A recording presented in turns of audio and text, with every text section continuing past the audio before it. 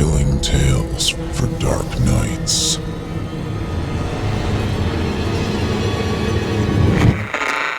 Want to make sure you never miss a Chilling Tales for Dark Nights video again? Be sure to subscribe and hit that bell to turn on notifications. It's time to turn off the lights and turn on the dark. Chilling tales for dark nights.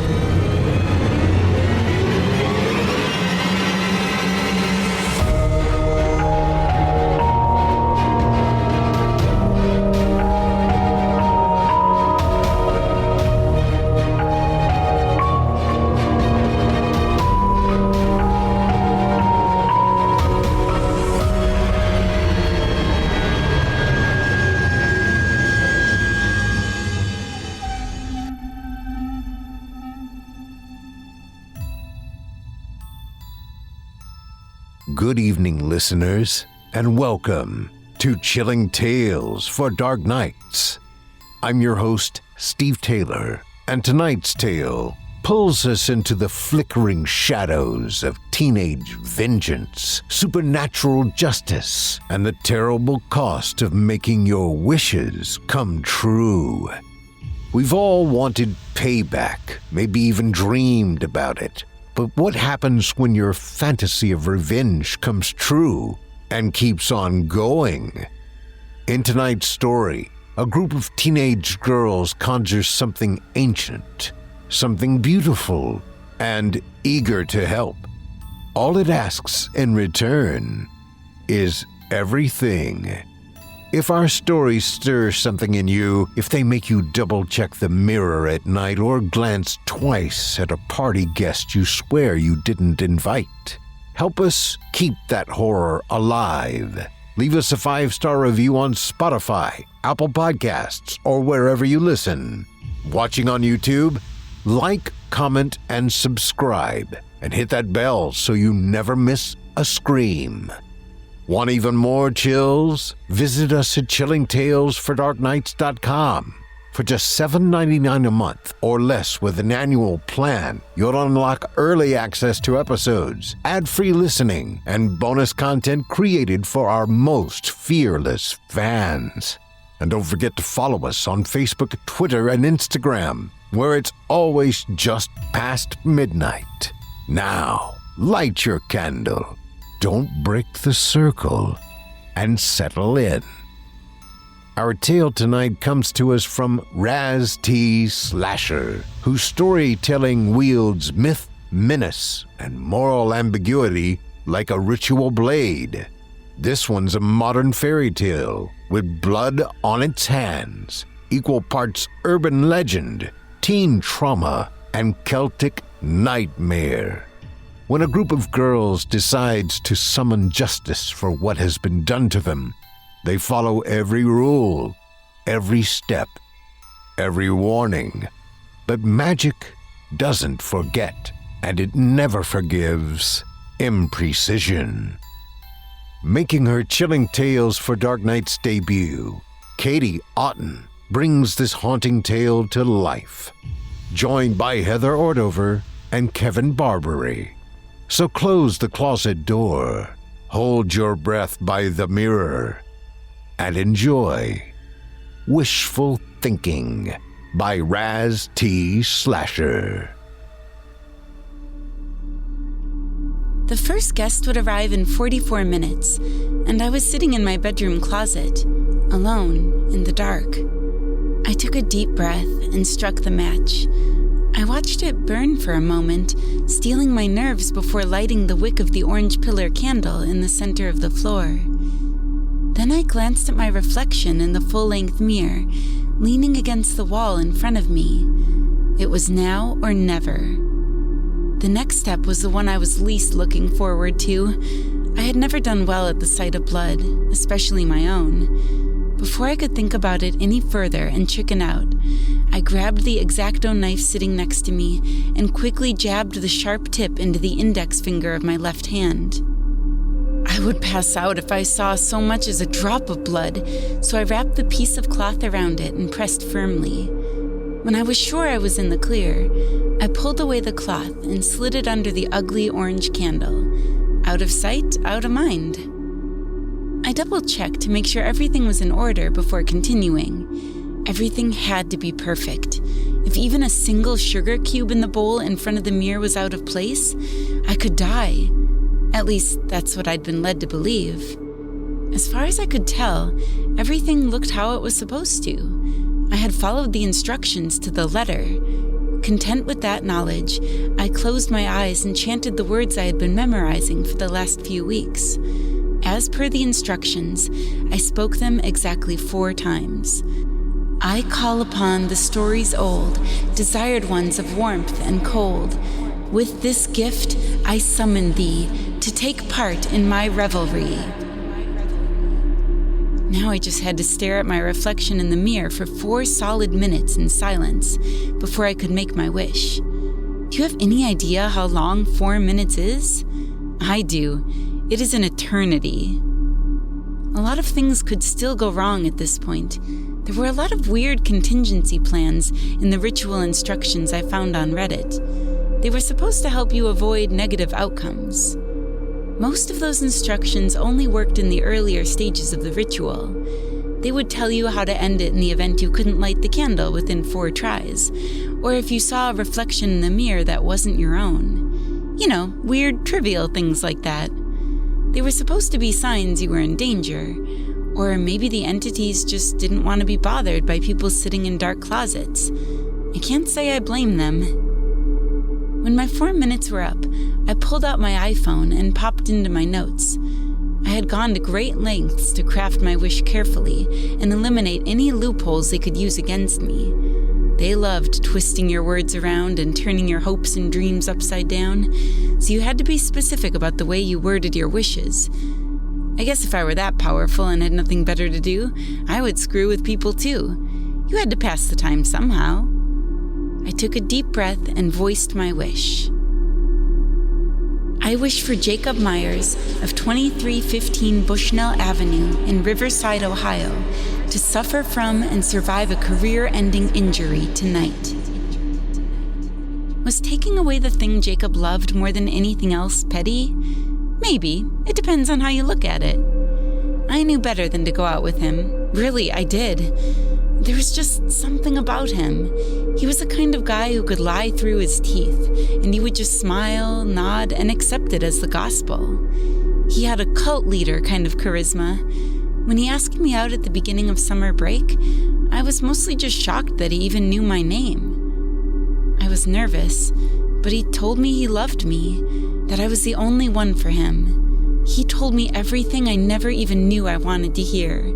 He was my first, my second, my third. We did it all summer, okay? Do not judge me. A week before school started, I found out there were 5 of us. 5 girls he had strung along, who worshipped the ground he walked on. It was the way I found out that set this plan into motion. Kira was the first to realize what was going on, and she did not take it well. She outed all of it on Snap and tagged us in it. She tried to kill herself that same night, but her dad found her and got her to the hospital in time. Since then, the 5 of us have started hanging out. It began as a support group, but after a month, it became something else entirely. 2 weeks ago, we began officially plotting our collective revenge. The only actual rule was that it had to be something he would survive. He needed to suffer for what he did. Kira found the ritual on some subreddit dedicated to paranormal games and convinced us all that it would work. The guy who had posted it claimed to be an expert on Celtic lore, so we figured it was legit. I volunteered to try it out. I didn't believe any of it anyway, to be honest, but the thought of it was empowering. Even if nothing happened, I felt like I was taking back the weird power he had over me. We all were. Something rustled just behind me. By the time I looked back, there was nothing there. I ignored it and turned back to face the mirror and finish the ritual. I noticed that the cloth with my blood on it was missing, and the bowl of sugar cubes was empty. Weird, but whatever. Before I could process any of it, my reflection shifted in the mirror. It was still my face, but I had no control over it. It grinned at me with a chilling level of sadistic satisfaction and said only one word before the candle went out and the darkness consumed me. Granted. I felt a heaviness in my chest. Of all the outcomes I expected, this had not been one of them. The party was about to get a lot more interesting. The other girls knew not to show up early, and I doubted any of the guests would either. I had to admit, the first person exactly 44 minutes from when I started the ritual. Before now, I'd always thought the magic number was 3. Either I was wrong, or the fairies hadn't gotten the memo. My thoughts turned back to Jacob. Not all of us had been wined and dined by him, or had that magical summer fling we thought would never end. Actually, it seemed like only Kate and I had gotten the full boyfriend experience. For Beth and Charlotte, it had been a one-night stand. More of a booty call, really. There had been a promise to call in the morning, but Jacob wasn't so good at following through. It took some time before Kira felt comfortable enough to fill us in on her particular tragedy. She'd been dosed at a rager and passed out. The next thing she knew, Jacob had half her clothes off and was going to town on her in some random room at that evening's party house. I know all the details, but I'm not going into any more than that. Afterward, she was threatened into keeping her mouth shut by some of the cheerleading squad. That made me wonder how deep all of this went. The other guys on the team definitely knew about it too. Based on the various responses to Kira's snaps, it seemed like almost half the school knew. What about the coaches? The teachers? In Riverside, football seemed to be more important than local politics. Was everyone just trying to cover up for their quarterback hero? The whole thing made me sick to my stomach. I had gone so deep into thought that I lost track of time. I probably would have zoned out for a lot longer if the doorbell hadn't rung. In a panic, I yanked my cell phone out of my pocket to check the time as I ran to the door. I had come this far, and I had no intention of screwing this up now. I sighed in relief, seeing that I still had 2 minutes. A glance through the window confirmed it was my girls. I was greeted with haunted eyes and stoic nods. I waited until the 44-minute mark on the dot and let them inside.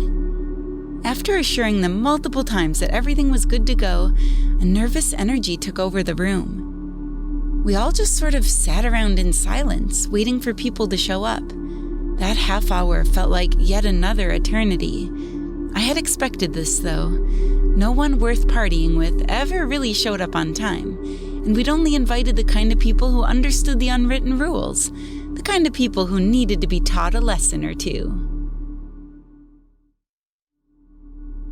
Jacob was the last person to show up, around an hour into the party. Well, of the people I recognized anyway. Another 5 people came in after he did. None of them were familiar to me or any of the girls, but each gave me an exaggerated wink when I let them in. I can't even properly describe them. They all looked so different from everyone else. Or maybe they just felt different. Even that's hard for me to explain now. They fell on the party like social piranhas, immediately capturing the attention of scattered cliques. Within minutes, they were telling stories, singing songs, and dancing. I'd never seen anything like it. None of us had. It was Kira who recognized the Fae for what they were and filled us in. "I didn't think they would come in person, but there they are," she explained. "Keep your distance unless they approach. Remember to remain polite and thankful, but whatever you do, don't accept anything from them. I think we're probably in the clear here, but let's play it safe." She was mostly just reminding us of what we had learned about the Fae when we first started planning all this. Kira had insisted upon the research, just in case. She was right, though. None of us expected them to show up. Maybe we just hoped they wouldn't, and they'd somehow work their magic from afar? We were so naive. For a while, everything seemed like it was going as planned. People were dancing, drinking, and doing most of the things you expect based on decades worth of shows and movies about underage parties. Well, the good ones anyway. Most real parties are just awkward get-togethers where we sit on our phones, text each other, and wait for someone else to get the good times rolling. Spoiler alert, they almost never do. This one, though, was definitely a rager, and we all knew the drill. The more reliable among us took shifts, keeping an eye out for the cops. My house was pretty remote. Our nearest neighbors were a few miles off. Still, it was better to be on the safe side with things like this. The girls and I scattered ourselves among the guests to keep an eye on things. We each made small talk and put on appearances throughout the cliques. We cycled throughout the entire house, only to do it all over again, giving one another a knowing look when our paths crossed. My house is pretty huge, so the cycle can take a little while. On my third cycle, Jacob cornered me on my way out of the first-floor bathroom by the laundry room. I knew this would happen at some point. It was something we had all prepared ourselves for. Hey, Abs! Jacob all but screamed over the music. I'm glad I ran into you. We should talk. It was one of those embarrassing moments where you're shouting over the music and it stops halfway through between songs. I don't even think he noticed, though, and if he did, he didn't care. Jacob wasn't the kind of guy who felt things like embarrassment. He always acted like he was above all the things us commoners had to deal with. Typical douche bro behavior. "Oh, hey, Jacob," I replied, trying to keep my cool. Before I could object, he was leading me into the laundry room. Between those bright blue eyes, his dimples, and the use of his nickname for me, and the touch of his skin, I was powerless. I snapped out of it at the sound of the door shutting and locking behind us. The number one rule the girls and I had made was that none of us would end up in a room alone with him at the party. If you found yourself in that situation, because we all knew the power he held over us, you were supposed to message the group chat so someone could come and save you. Before he turned to face me, my phone was in my hands. I had just sent the 911 text to the girls by the time our eyes met. He carefully took the phone from me and set it on the dryer. It wasn't like he jerked it out of my hands or anything. He had that way of making you feel like it was what you wanted, that having his full attention was more important than anything else in the universe. I know what you're up to, Abs, and I'm a little hurt, if I'm being honest. Did our love mean nothing to you? His words seemed slow and far away, like I was hearing them underwater. How could he know what I did, what we did?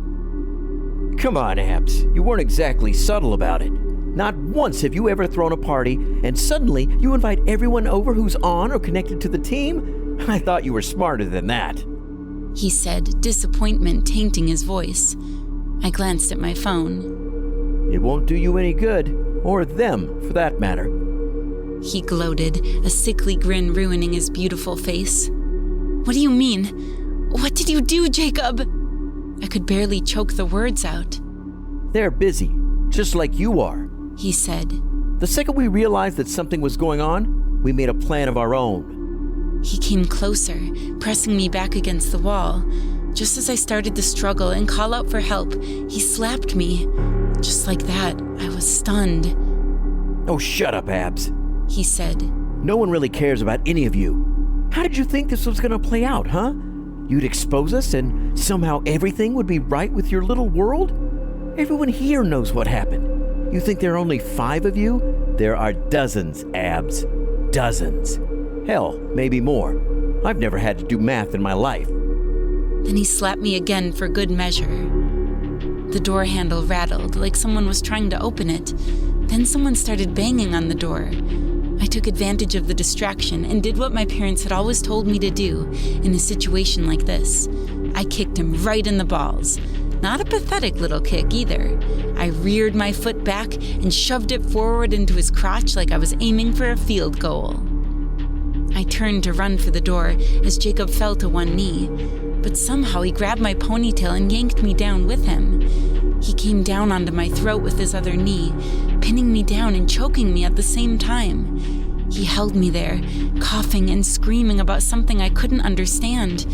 Even the banging on the door was fading, along with my vision. Suddenly, the door exploded and I could breathe again. I was confused at first.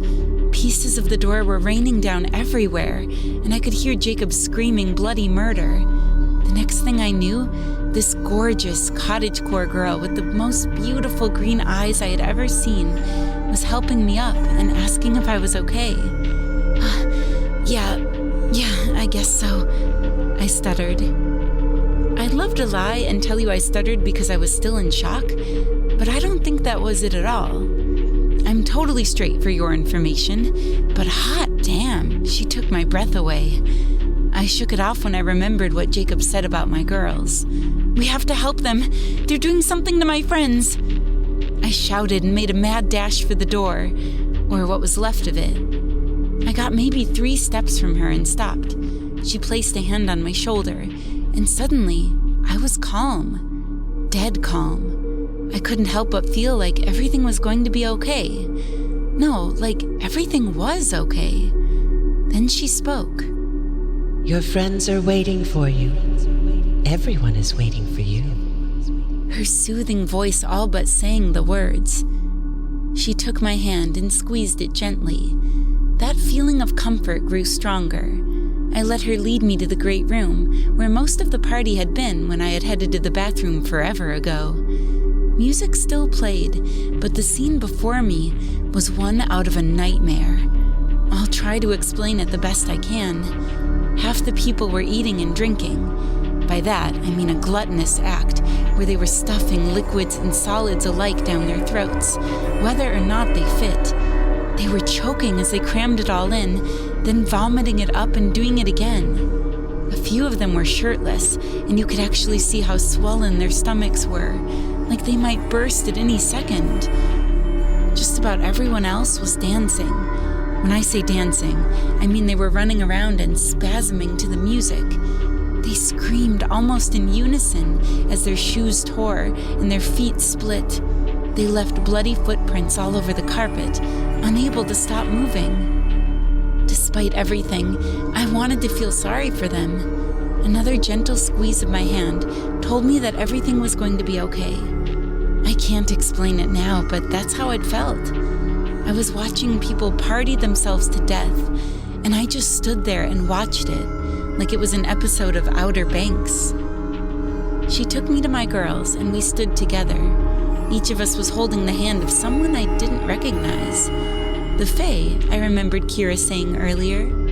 5 others slipped into the room, dragging people behind them. They laid out Jacob and 4 of his teammates in the middle of the room. Be still, children.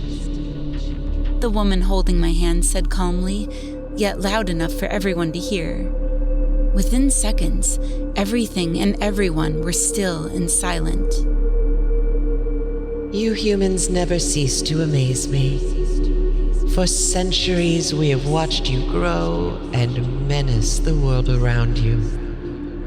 We watched you crawl from the darkness of our forests, and secretly, we hoped you would make us proud, like all parents hope for their children. While some among you are an exception, the rest of you are gluttonous pigs who have forgotten the lessons you learned so long ago. No more shall we sit idly by and watch you destroy the world that was given to you. No more shall we watch your chaos destroy the innocence and kindness within those who truly deserve better.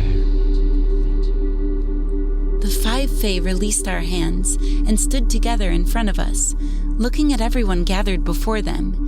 We held each other's hands instead and stood in a line behind them. Something about that felt right. Let this be a warning to all of you, to all of your kind, she said before they descended upon Jacob and his friends on the floor. Their fingers elongated into talons, tearing into the shoulders of their victims. They ripped open the flesh that covered the brachial plexus and played their nerves like banjos before shredding them as the boys shrieked and begged for it to stop. There was no emotion in this for the Fae. It was like watching someone at the dry cleaners fold clothes. It was a job that had to be done. just as it had been done 1,000,000 times before, and would be done 1,000,000 times again. That's the only way I can explain it. When the Fae were finished, everyone came to their senses all at once. Our guests started screaming and nursing their injuries. They flooded out through the front door, trampling each other in a panic. Those who couldn't walk dragged themselves out, or were carried by friends, Jacob and his cronies included. Before long, it was just us and the Fae. Well, ladies, I hope it was everything you wished for. If you need us again, you know how to reach us, she said with a wink, her green eyes twinkling. And just like that, the Fae left us there to clean up the mess we had made for ourselves. The cops showed up a few hours later. Blood and all kinds of gross stuff were everywhere, and there we were, just sitting on the floor, holding hands in shock. More than half of our guests, and I use that term lightly, were hospitalized. Not one, not even my girls, remembered exactly what happened, only that it happened at the party. They held us for questioning, but once lawyers got involved, it was all over from there. The official story, the one the news outlets had a field day with, was a party gone wrong. We were the modern-day reefer madness, a shining example of everything that could go wrong when teens let loose with drug-crazed abandon. I pretend not to remember what happened that night, but the truth is, I'll never be able to forget it. Every time I look into a mirror, and hello, I'm a teenager, the mirror is life, I'm reminded. The reflection smiles and winks back at me, wearing a face that isn't really mine. And sometimes, if I look closely enough, I can still see her green eyes staring out from behind my own.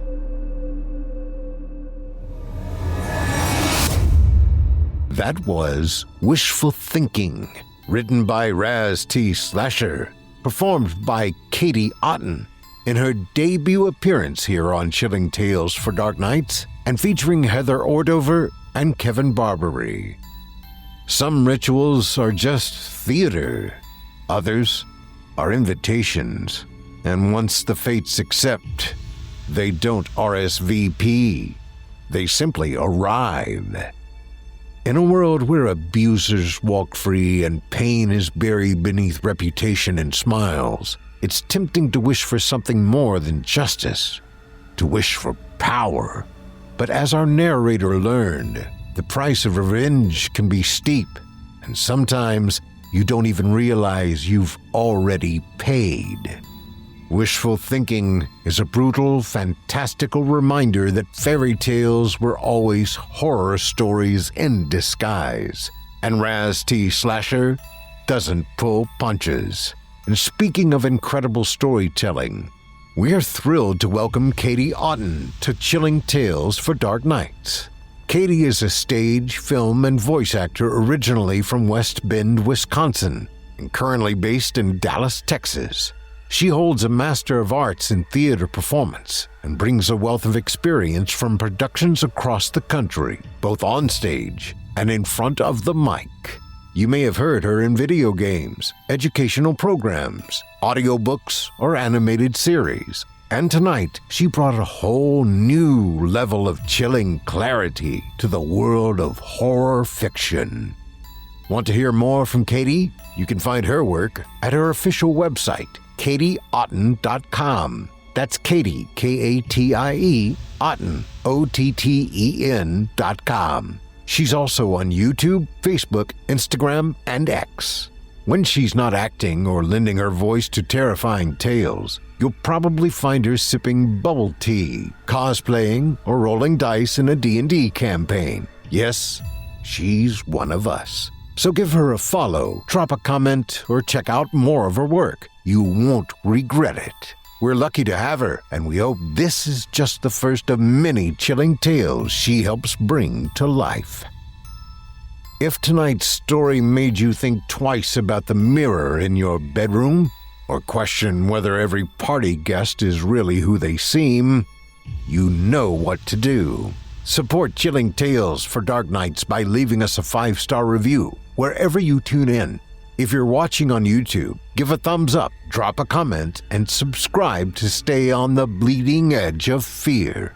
For more nightmares and exclusive content, head to chillingtalesfordarknights.com and become a patron today. For just $7.99 a month or less with an annual plan, you'll gain early access to episodes, ad-free listening, and stories we only share with our bravest fans. And stay connected. Follow us on Facebook, Instagram, and Twitter for updates, behind-the-scenes content, and spine-tingling extras you won't find anywhere else. I'm your host, Steve Taylor, and as always, it's been a pleasure to guide you through the dark. Until next time, turn off the lights and turn on the dark. Sweet dreams, listeners. Sweet dreams.